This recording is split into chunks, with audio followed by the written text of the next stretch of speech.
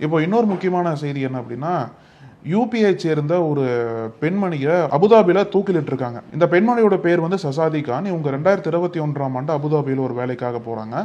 அங்க வந்து அவங்க வேலை செய்யக்கூடிய இடத்துல வந்து ஒரு குழந்தைக்கு பாதுகாவலரா இருக்காங்க. அதாவது அந்த குழந்தை வந்து இவங்களோட மேற்பார்வையின் கீழ தான் வளர்ந்துட்டு வருது. இப்ப திடீர்னு 2022ஆம் ஆண்டு அந்த குழந்தை வந்து இறந்து போயிருது. ஆனா பழி வந்து இவங்க மேல விழுது. என்ன சொல்றாங்க அப்படின்னா, இவங்க தான் அந்த குழந்தைய கொலை பண்ணிட்டாங்கன்னு சொல்லிட்டு சசாதி கானுக்கு அகைன்ஸ்டா அந்த குற்றச்சாட்டு வந்து வைக்கப்படுது. அப்புறம் அபுதாபி அரசாங்கம் அந்த வழக்கை விசாரிச்சதுக்கு அப்புறம் 2023 ஜூலை மாதம் அவருக்கு வந்து மரண தண்டனை கொடுத்தாங்க. அபுதாபி சட்டப்படி குழந்தைகள் கொலை வழக்கு வந்து ரொம்ப கொடூரமான குற்றம் அப்படின்ற அடிப்படையில் இவங்களுக்கு மரண தண்டனை கொடுக்கப்பட்டது. அப்ப இருந்தே வந்து இந்திய அரசாங்கம் என்ன சொல்றாங்க அப்படின்னா, அப்ப இருந்து நாங்க பல முயற்சிகள் எடுத்தோம் அவங்களை மீட்கிறதுக்கு. ஆனா முயற்சிகள் எல்லாம் தோல்வியில முடிஞ்சிருச்சு.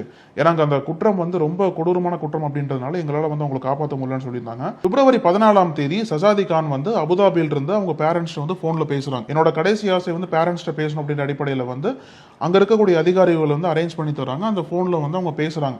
அது என்ன சொல்றாங்க அப்படின்னா, இதுதான் என்னோட கடைசி போன் காலா இருக்கலாம், இன்னும் 2-3 நாள் வந்து தூக்குல போட்டுருவாங்கன்னு சொல்லிட்டு சொல்லி வச்சிடறாங்க. அதுக்கப்புறம் வந்து அவங்க சைட்ல இருந்து எந்த விதமான செய்தியும் வராததுனால அவங்களோட பெற்றோர் வந்து நீதிமன்றத்தில் போய் அப்ரோச் பண்றாங்க, ஒரு பெட்டிஷன் போடுறாங்க. இந்த மாதிரி என்னோட மகளுக்கு வந்து என்ன ஆச்சுன்னே தெரியல அப்படின்னு பெட்டிஷன் போடுறாங்க.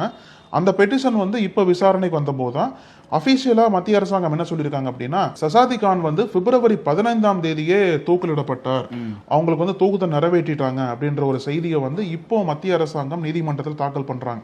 இப்போ 15ஆம் தேதி தூக்கிலிடப்பட்டிருக்காங்க. பிப்ரவரி 28ஆம் தேதி தான் எங்களுக்கே தகவல் வந்துச்சுன்னு சொல்லிட்டு மத்திய அரசாங்கம் சொல்றாங்க.